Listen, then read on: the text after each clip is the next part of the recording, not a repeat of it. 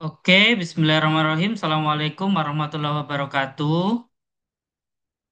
Waalaikumsalam warahmatullahi wabarakatuh. Semoga suaranya jelas ya. Jelas, Ya, Pak. baik. Nanti Jelas kalau Pak. nggak jelas mohon diinfo di sini.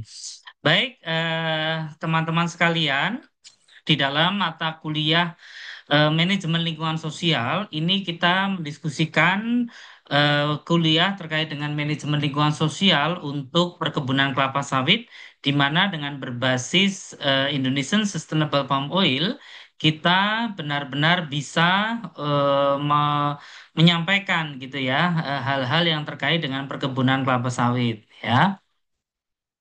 Jadi ini adalah tanggung jawab sosial perkebunan kelapa sawit yang kemudian kita bisa melangkah lebih jauh di dalam konteks perkebunan kelapa sawit ini ya. Sebentar.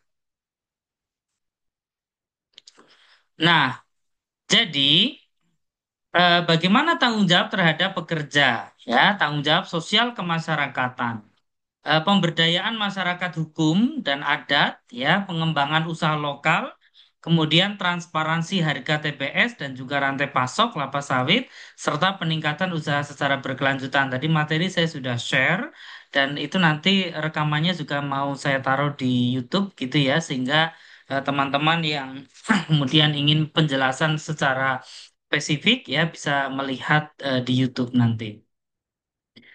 Nah, kemudian kita kemarin sudah sempat jelaskan kenapa aspek sosial menjadi sangat penting, ya, karena adanya konflik-konflik sosial akibat dari konflik agraria, kemudian konflik yang terkait dengan ketenaga kerjaan, konflik lahan, dan juga tidak sedikit usaha perkebunan ini mempunyai banyak persoalan-persoalan sosial yang berkaitan dengan masyarakat.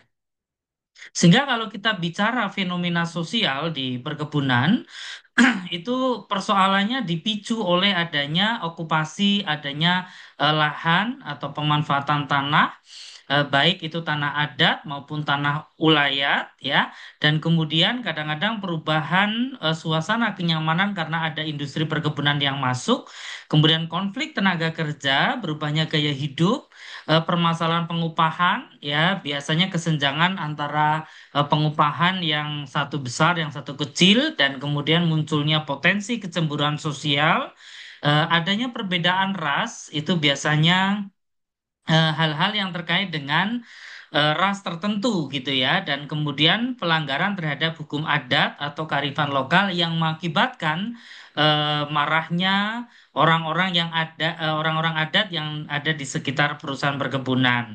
Nah, ini adalah berbagai macam contoh persoalan adat atau hak-hak adat itu yang harus dihargai oleh masyarakat. Nah, sehingga di dalam konteks perkebunan kelapa sawit, kita memang menciptakan sebuah sustainability business, di mana khusus perkebunan kelapa sawit itu sudah diatur, sehingga manusia tidak bisa menciptakan alam, dan kemudian kita sebagai manusia, baik itu tenaga kerja gitu ya, dan kita memang sudah hadir ya dengan alam, sehingga perlu adanya keseimbangan antara aspek sosial, aspek ekologi, dan juga aspek ekonomi yang kemudian kita lakukan. Di dalam konteks sustainability perkebunan kelapa sawit, di sini kita tahu bahwa di situ ada triple button line, di mana perusahaan perkebunan ini harus menciptakan profit, kemudian menciptakan peradaban secara sosial, dan juga ramah terhadap lingkungan. Nah, dalam konteks sosial, ini bagaimana concern di usaha perkebunan dalam arti ramah terhadap sosial dan budaya, atau social and culture, kemudian adanya konflik lahan, kemudian resilience terhadap tenaga kerja dari luar negeri dan juga bagaimana safety dan health perlindungan terhadap tenaga kerja di perkebunan dan kemudian bagaimana isu-isu ketenaga kerjaan, isu-isu kesejahteraan dan juga isu-isu terkait dengan persoalan. Nah, ketika Anda nanti suatu saat bekerja di kebun, maka Anda harus peka terhadap isu-isu ketenaga kerjaan, begitu juga terkait dengan hal-hal yang terkait dengan isu eh, manusia-manusia di sekitar kebun gitu ya. Nah, di dalam konteks perkebunan kelapa sawit ya beberapa kali sudah sempat kami jelaskan itu adalah SDGs dan SDGs ini adalah Sustainable Development Goals di mana setiap perubahan, setiap perusahaan, setiap pengembangan harus mengarah kepada aspek sustainability. Nah, kemudian di dalam konteks ISPO ya, ini ada 7 prinsip yang kemudian kita lihat di aspek kelima atau prinsip yang kelima itu adalah tanggung jawab sosial dan pemberdayaan ekonomi masyarakat. Fokusnya apa? Ini ya, ini yang sosial. Fokusnya adalah bagaimana menciptakan kesehatan dan kehidupan yang lebih baik. Kemudian fokusnya juga ke aspek education, ya, apa namanya kualitas pendidikan. Kemudian juga aspek growth dan juga aspek apa namanya perdamaian atau justice. Nah, sehingga di dalam konteks perkebunan kelapa sawit ini menjadi hal yang cukup penting ketika ada hal-hal yang berkaitan dengan aspek sosial. Nah, kemudian di dalam konteks ISPO ada prinsip tanggung jawab terhadap pekerja, ya. Kemudian tanggung jawab sosial dengan pemberdayaan ekonomi masyarakat dan penerapan transparansi dan usaha berkelanjutan itu adalah di prinsip perkebunan kelapa sawit berkelanjutan di perusahaan. Kemudian untuk pekebun ya juga harus ada penerapan transparansi dan peningkatan usaha berkelanjutan. Nah, ini yang keempat, coba kita lihat prinsip terkait dengan tanggung jawab ketenagakerjaan di perusahaan perkebunan harus melakukan upaya berkaitan dengan ketenagakerjaan. Jadi banyaknya tenaga kerja di perusahaan perkebunan harus selalu dilindungi, ya, kemudian diberikan asuransi, ya. Yang pertama adalah meliputi keselamatan dan kesehatan kerja, ya. Nah, bagaimana perusahaan kelapa sawit itu harus bisa menciptakan perlindungan keselamatan dan kesehatan kerja atau namanya SMK 3, Sistem Manajemen Kesehatan dan Keselamatan Kerja. Ini harus dibuktikan dengan dokumen-dokumen. Ada dokumen K3, ini mencakup kebijakan. Bagaimana kebijakan perusahaan perkebunan terkait dengan perlindungan tenaga kerja, kemudian prosedur-prosedur dan pemberdayaan. Nah, kemudian yang memadai terhadap lingkungan tenaga kerja dan kecelakaan, ada organisasi dan sistem tanggap darurat, ya, ada kesediaan sarana dan prasarana, ya, ada organisasinya, ada SDM-nya, ya, dan kemudian ada identifikasi dan kemudian ada petunjuk dan SOP yang terkait dengan SMK 3. Ini merupakan hal yang cukup penting. Nah, kemudian hubungan ketenaga kerja itu juga harus ada SOP, jadi dibuktikan di perusahaan perkebunan harus ada SOP rekrutmen pekerja, ya. Kemudian tersedia kebijakan tertulis, kebijakan yang mempunyai hak, ya, setiap pekerja memiliki dokumen hubungan kerja, PKWT dan sebagainya. Jadi dalam konteks ketenaga kerjaan, perusahaan perkebunan ini harus memenuhi dokumen-dokumen prinsip bagaimana rekrutmen itu harus sesuai, bagaimana rekrutmen itu harus terbuka, bagaimana rekrutmen itu harus sesuai administrasi terkait dengan hubungan tenaga kerjanya, ya.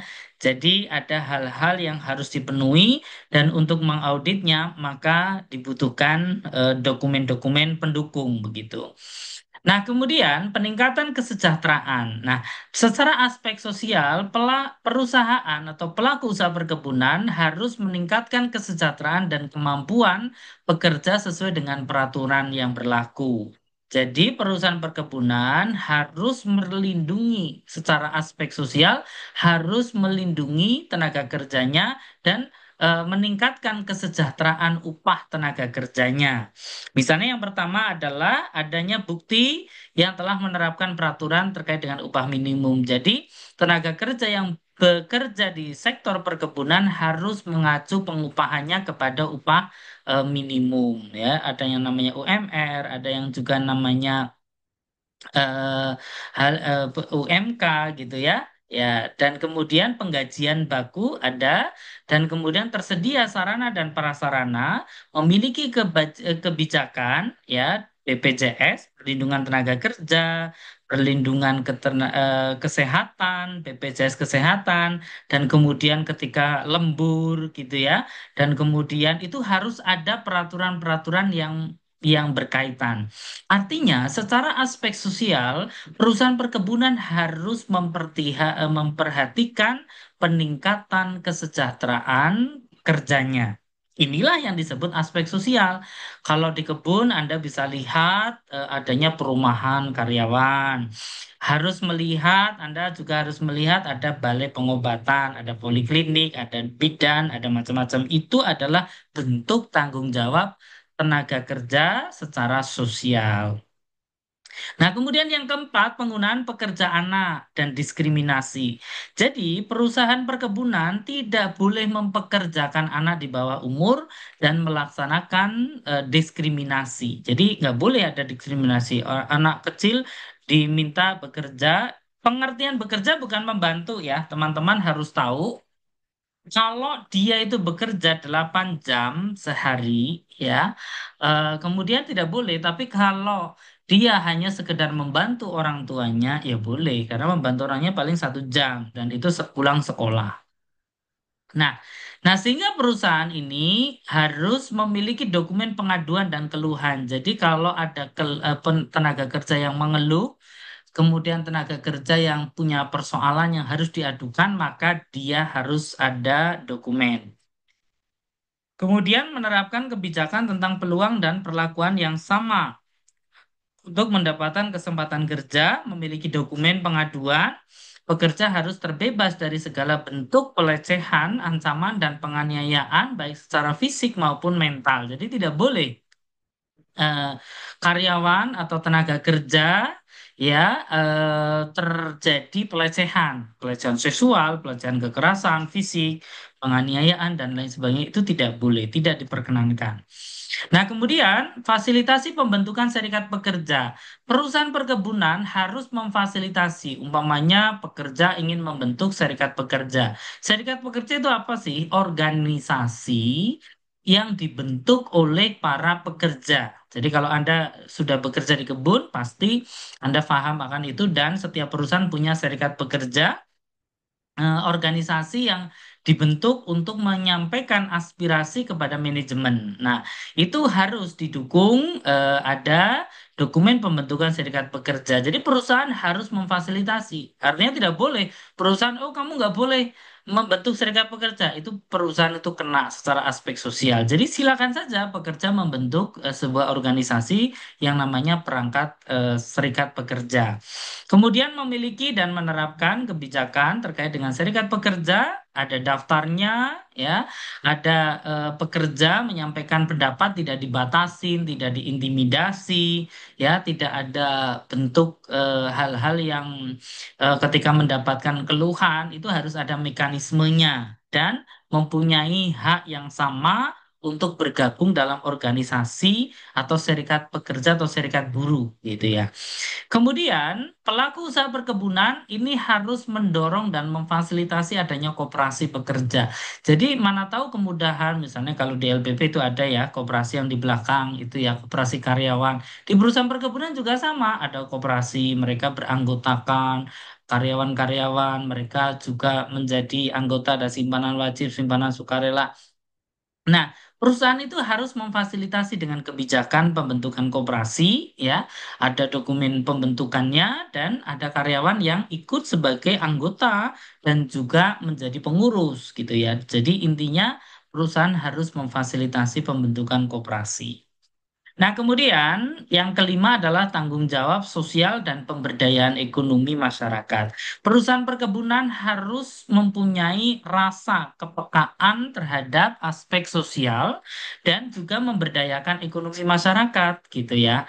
Ini yang kita kenal namanya CSR. Kemarin saya sudah sempat singgung apa itu CSR, ya.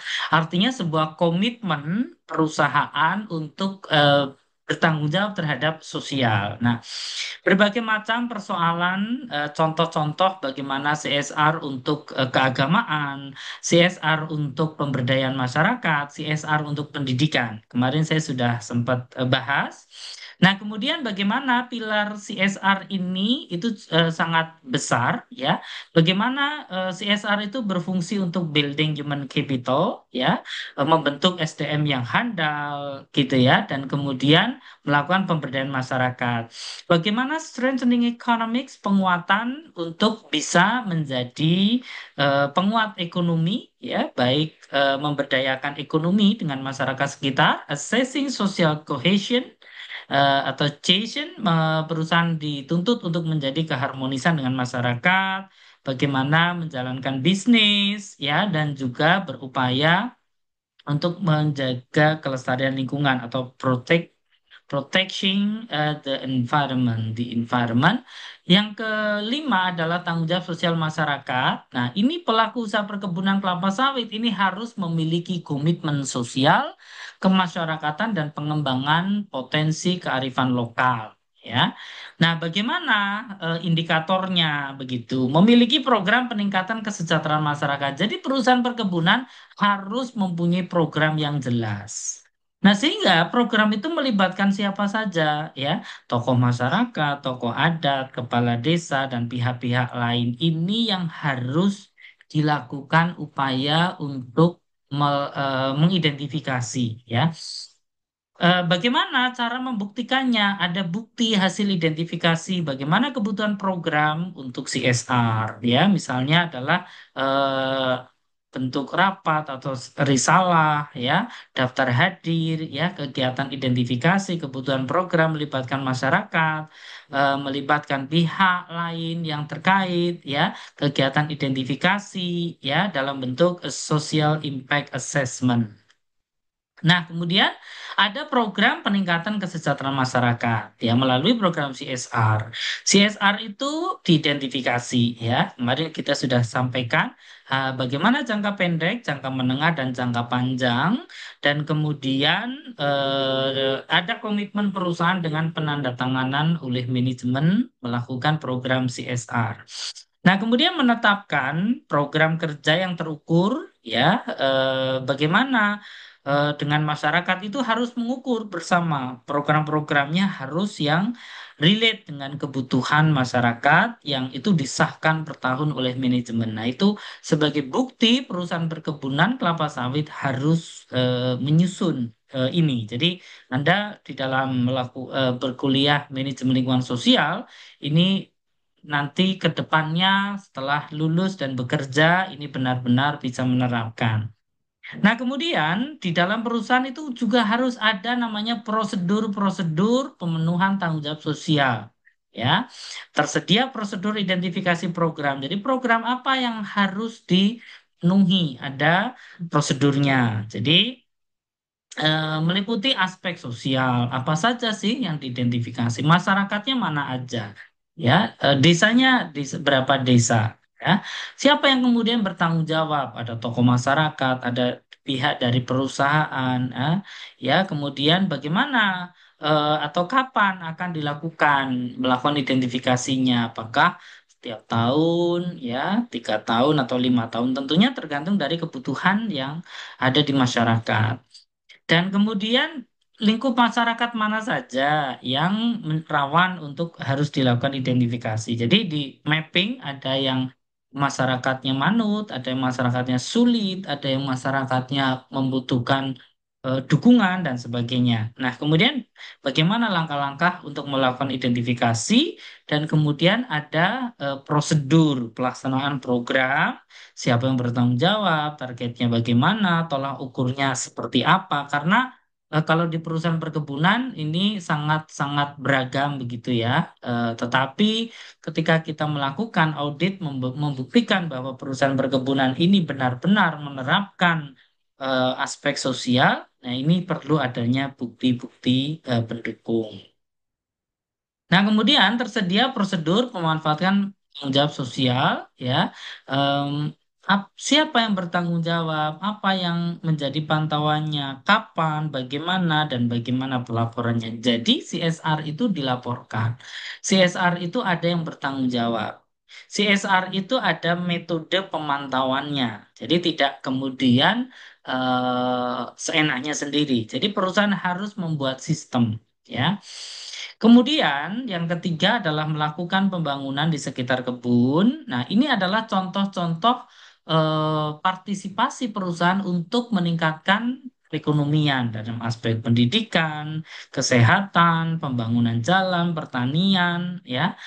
Kalau di sana itu banyak apa namanya rumput dan masyarakatnya bisa berternak, maka diberikan kambing atau modal ini menjadi penting. Ya, dan harus ditinjau ke lapangan. Tidak boleh kebutuhannya apa yang ada di lapangan itu disesuaikan. Nah, itu dokumen kegiatan ini ada berita acara bagaimana penyerahan itu, foto-foto kegiatan dan juga risalah rapatnya yang harus disesuaikan. Nah, kemudian kegiatan tersebut juga harus dipantau setiap tahun. Ya, harus ada auditnya, harus dipastikan dan dilakukan kunjungan ke lapangan, ya. Dan kemudian dilakukan evaluasi ya untuk pelaksanaan program di setiap tahun. Bagaimana membuktikannya? Harus ada bukti evaluasi, harus ada saran apa yang harus dilakukan perbaikan, kemarin kekurangannya apa, kemudian harus diperbaiki lagi dan sebagainya. Nah, kemudian kita harus punya laporan pelaksanaan program pertanggungjawaban CSR itu. Ada laporan pertanggungjawabannya, laporan tahunan, ya, dan ada covernya, ada pengantar dan sebagainya, dan itu juga dibuktikan.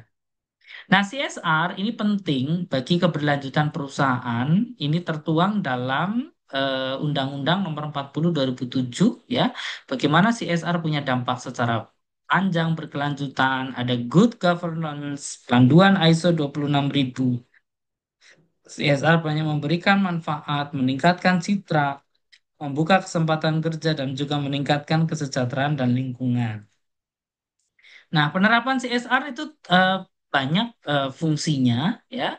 Bagaimana secara sosial ini eh, merupakan hal yang sangat penting untuk perkembangan perusahaan, ya, mendapatkan kemudahan menjalankan kegiatan, ya, melebarkan akses sumber daya, ya, melebarkan akses menuju pasar. Ini pentingnya CSR di perusahaan perkebunan kelapa sawit. Nah, kemudian CSR juga bisa mengurangi risiko bisnis, ya. Kemudian membangun hubungan baik dengan regulator, dengan pemerintah, dengan pemerintahan daerah, dengan kecamatan, desa, Pemdes, dan sebagainya. Hubungan dengan stakeholder juga menjadi lebih baik ya dengan adanya CSR, ya. Stakeholdersnya banyak, ada masyarakat, ya, ada lembaga lain, ya, dan juga meningkatkan semangat serta produktivitas karyawan karena adanya rasa bangga karyawan di perusahaan perkebunan untuk bisa menciptakan ya keharmonisan dengan masyarakat, menciptakan etos kerja dan produktivitas yang tentunya lebih baik. Nah, ketika kita bicara perusahaan perkebunan melaksanakan CSR, manfaatnya sangat banyak ya. Bagi perusahaan itu bisa menciptakan citra positif, memperkuat nilai branding ya, kemudian juga potensi kerja sama dan sebagainya. Bagi masyarakat juga punya banyak memberikan dampak dan peningkatan terkait dengan banyak hal, terkait dengan peningkatan SDM dan juga kesejahteraan masyarakat yang lebih baik. Kemudian manfaat CSR bagi lingkungan hidup, ya. CSR bermanfaat dalam upaya menjaga lingkungan hidup. Perusahaan diminta tidak hanya mengejar keuntungan, tapi juga berkontribusi terhadap lingkungan di sekitar, serta perusahaan diharap bisa menjaga kelestarian lingkungan dengan manfaat bagi pemerintah. Itu CSR mempunyai banyak manfaat dalam mewujudkan kemajuan bangsa dan juga menangani berbagai masalah persoalan sosial. Nah, ini jenis aktivitas CSR, ada cause promotion, ya, bagaimana perusahaan ini meningkatkan kesadaran terhadap suatu persoalan, ya, dan bagaimana cause related marketing, jadi bisa berkomitmen memberikan keuntungan dan juga corporate social marketing. Kita tahu bahwa kampanye negatif, ya, kampanye terkait dengan isu-isu pelestarian lingkungan ini juga perlu menjadi perhatian.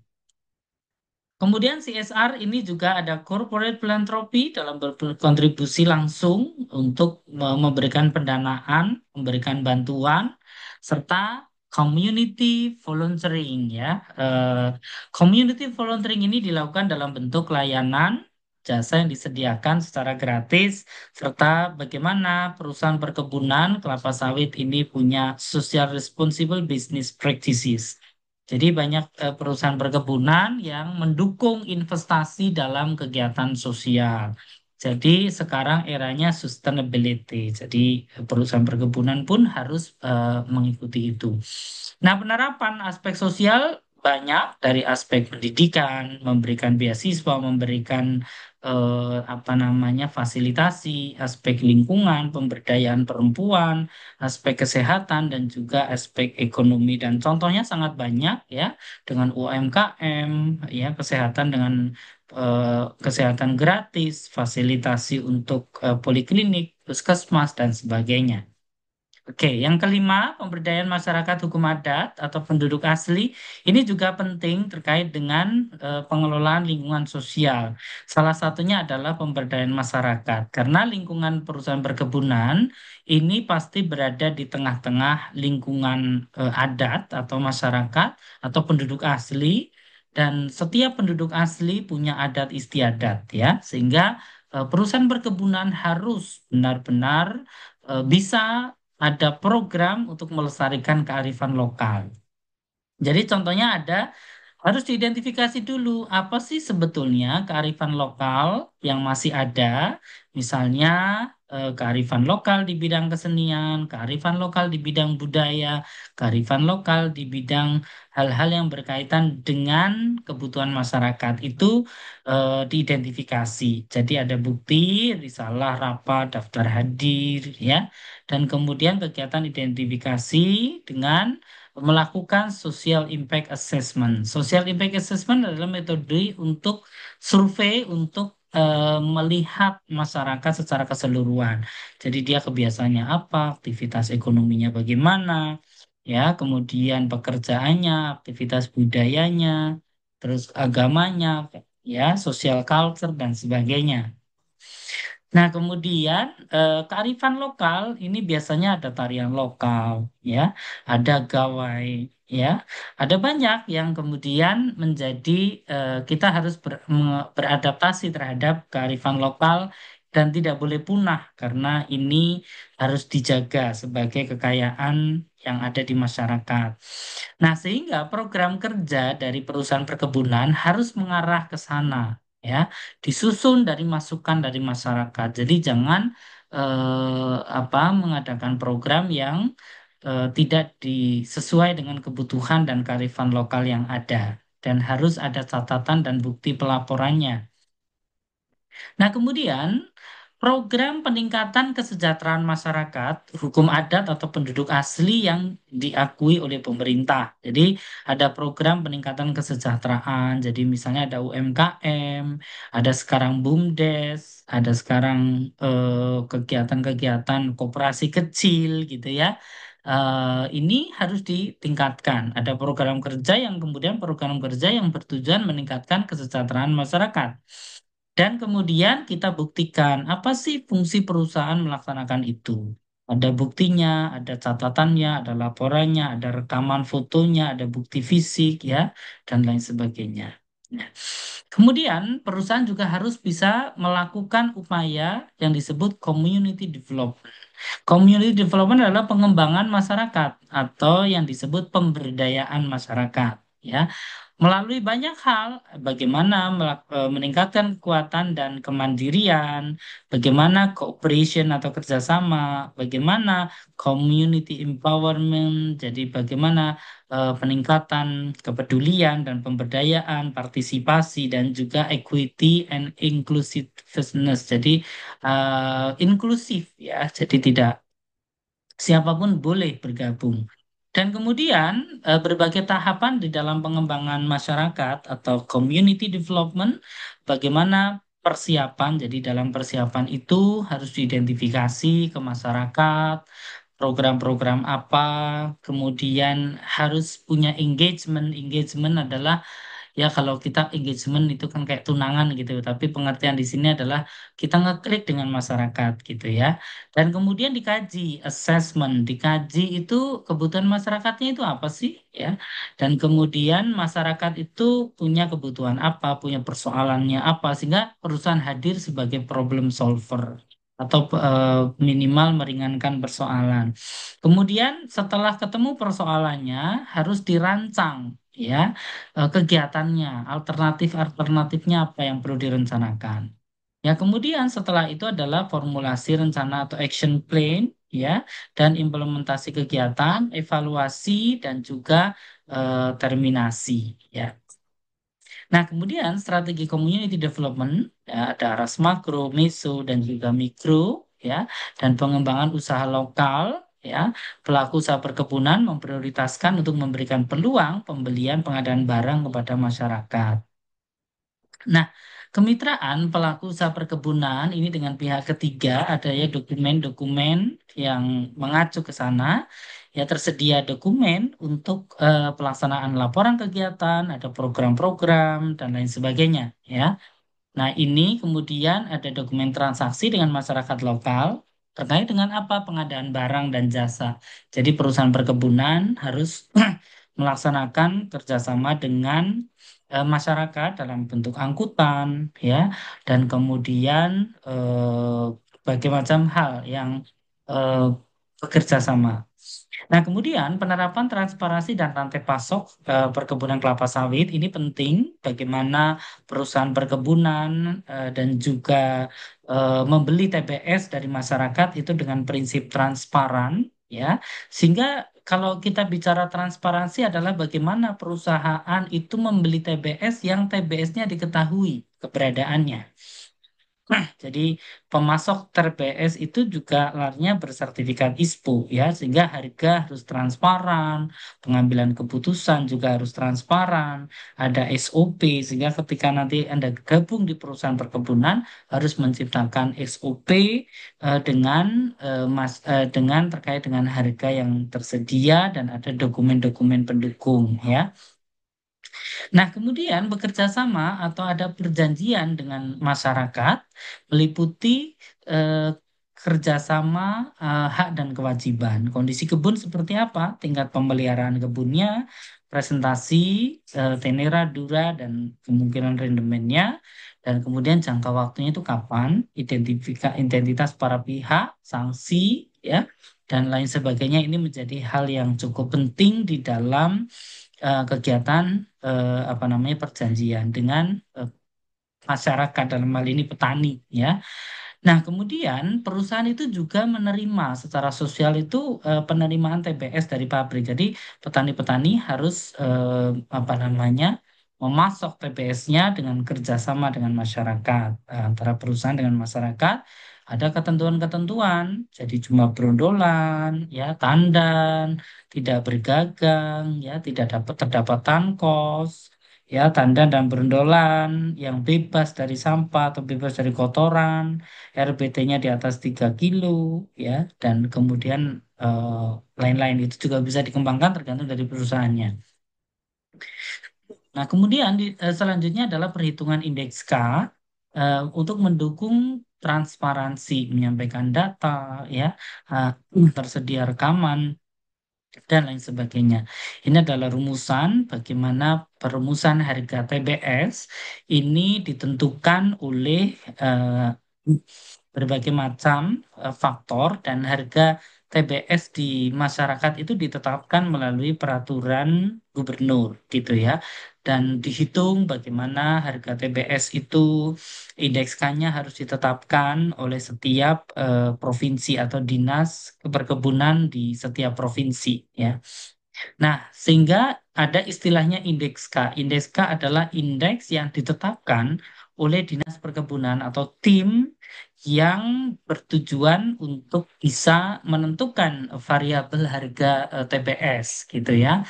Jadi mengacu kepada Peraturan Menteri Pertanian ya, kemudian memperlihatkan data pendukung ya dari invoice penjualan ini demi transparansi ya, kontrak penjualan, biaya pemasaran, kontrak, pengangkutan, biaya pengolahan, dan biaya penyusutan, dan juga data BTOL-nya. Ya, jadi ini merupakan transparansi sehingga antara perusahaan dengan petani atau pekebun itu tidak dirugikan. Sehingga jual TBS itu benar-benar harganya transparan. Nah, ini contoh misalnya jenis-jenis biaya, biaya operasional tidak langsung itu apa saja ya. Terus kemudian ini harus dimusyawarahkan dengan tim yang terdiri atas petani, kemudian pengurus ya, KUD, kemudian juga dari apa namanya perusahaan, dinas dan lain sebagainya ya. Nah, sehingga kewajiban perusahaan ini menyampaikan dokumen harga dan jumlah penjualan CPO dan kernel ya paling kurang 1 kali setiap bulan, dan perusahaan wajib menyampaikan laporan penerimaannya. Ya, kemudian dilakukan pengawasan terhadap penetapan harga. Jadi petani tidak boleh dirugikan, ya, sehingga perlu diawasi. Kalau terlalu rendah itu juga tidak boleh, ya, ya. Dan kemudian ini harus ada pengawasan. Inilah peran pemerintah dalam keseimbangan secara sosial. Pengawasan dilakukan secara berkala, dan kemudian pengawasan dilakukan kepada perusahaan perkebunan dalam hal ketaatan penyampaian dokumen ya, dan juga indeks K, dan hasil pengawasan oleh gubernur dilaporkan kepada menteri melalui Direktur Jenderal Perkebunan ya. Kemudian penerapan harga TBS yang adil. Nah, ini konteksnya adalah adil karena bagian dari sosial dan juga transparan. Transparan itu perhitungannya jelas. Nah, sehingga PKS secara periodik memberikan informasi harga TBS kepada pemasok. Pemasok dalam hal ini masyarakat. Dalam hal ini petani di sekitar. Nah, sehingga harus ada surat penetapan harga bulanan yang sudah ditetapkan oleh dinas yang membidangi perkebunan di setiap provinsi. Ada SOP penetapan harga, ada rekamannya, dan juga ada bukti pembayaran. Jadi kalau Anda ada di tengah-tengah masyarakat, mungkin keluarga atau bapak atau orang tua Anda punya kebun, coba ditanyakan, Pak, ini pemasoknya di PKS mana? PKS-nya sudah ISPO atau belum? Dan kita harganya berapa, lo harga penetapan berapa, Anda harus secermat itu gitu ya. Jadi harus cermat ya, harga itu sudah transparan, dan harga TBS itu dirumuskan ya. Ya, jadi dirumuskan yang terdiri atas eh, harga ya, harga CPO ya, dan kali rendemen CPO, harga PKO dikalikan dengan rendemen PKO dikalikan dengan indeks K ya. Dan ini adalah nanti suatu saat kita bisa mencoba untuk melakukan simulasi. Nah, kemudian perusahaan perkebunan juga harus ada sanksi ya. Perusahaan perkebunan tidak melaksanakan kewajiban, ada sanksi tertulis ya. Dan kemudian kalau dia membeli TBS di bawah harga penetapan, itu juga ada sanksinya yang diberikan oleh perusahaan.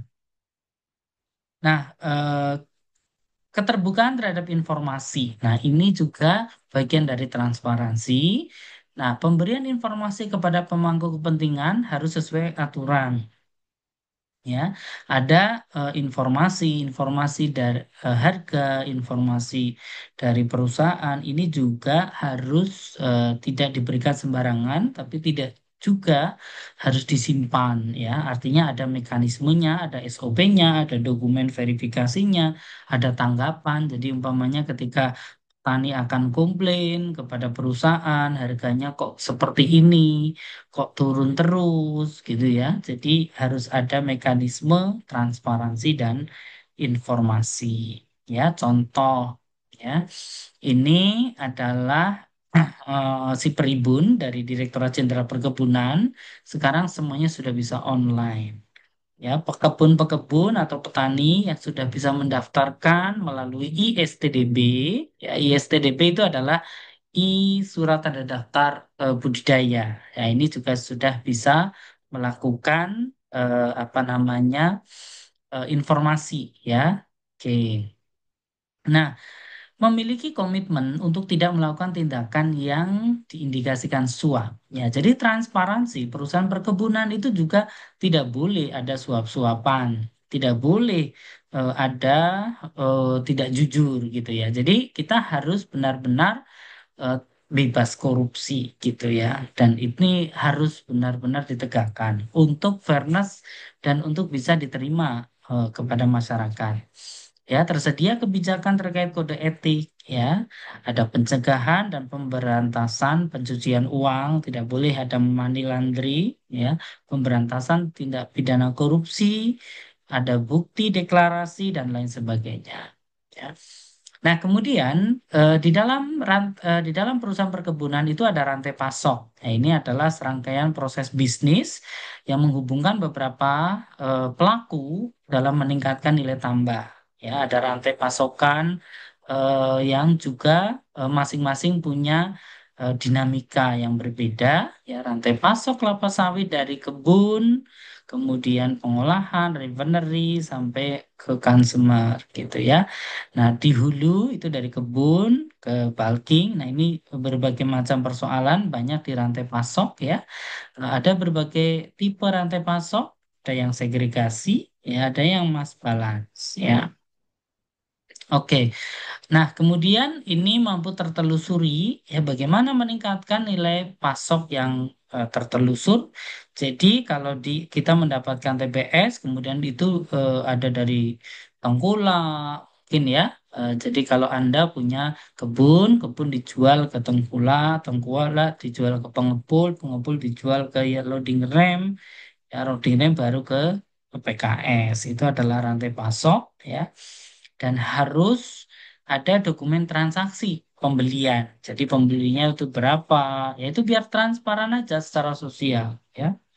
Jadi eh, tidak boleh usaha perkebunan ini benar-benar apa namanya seenaknya sendiri. Semuanya ada aturannya, ada verifikasinya, ya, ada duplikat dokumennya, ya, ada nama pembeli, tujuannya kemana, dikirim kemana, tersedia dokumen dan sebagainya.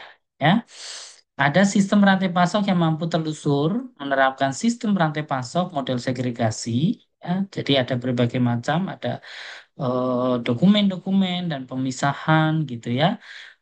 Kemudian ada mass balance ya. Mass balance itu adalah dia disuplai dari berbagai macam unit gitu ya. Nah, ini. Nah, kemudian bagaimana pengendaliannya? Ini juga dibuat upaya untuk melakukan pengendalian serta memiliki sistem rantai pasok yang mampu tertelusur dengan baik. Gitu ya. Nah, sehingga bagaimana ada personel yang kompeten untuk memeliharaan sistem dan juga penerapan di dalam rantai pasok ya, dan ada infrastruktur yang memadai di dalam rantai pasokan perkebunan kelapa sawit ya, sehingga mempermudah pekebun atau mempermudah petani pengangkutannya dan lain sebagainya. Itu infrastruktur timbangannya ini menjadi lebih baik di dalam konteks perkebunan kelapa sawit. dan juga harus ada registrasi jumlah produksi. Ya, jadi jumlah produksinya itu berapa sih yang bersertifikat ISPO, ya. Nah, barangkali itu ya penerapan prinsip transparansi untuk yang pekebun ya. Ini akan coba kita eh, bahas untuk yang pekebun ya.